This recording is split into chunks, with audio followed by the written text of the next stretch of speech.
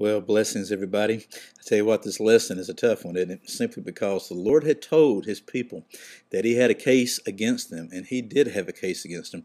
And we see here that he reiterated the various things that they had done. So be certain that you read the portion of scripture we're looking at right now. Meditate upon it.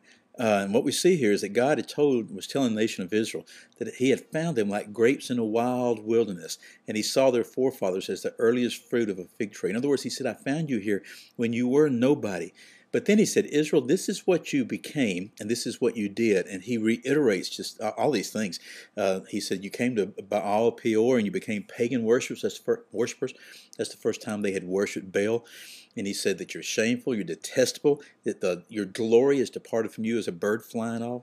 And he spoke again of the evil at Gilgal and the wickedness that they had participated in. And so God says, therefore, because of this, here's what's happened. I hated you. I began to hate you at Gilgal with that tremendous evil that you did there. And he said, here's what I want to do.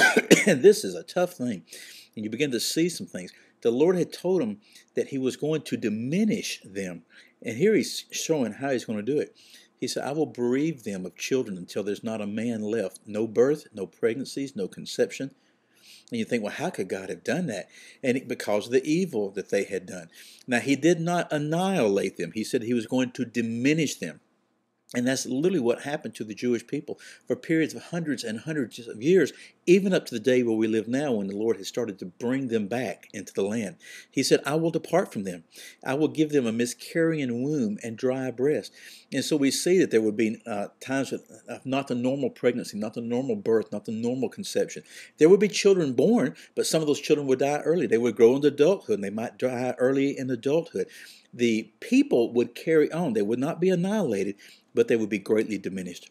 Then God said, I will drive them out of my house. I'm going to love them no more. He said, I'm literally going to slay the precious one of their womb and cast them away.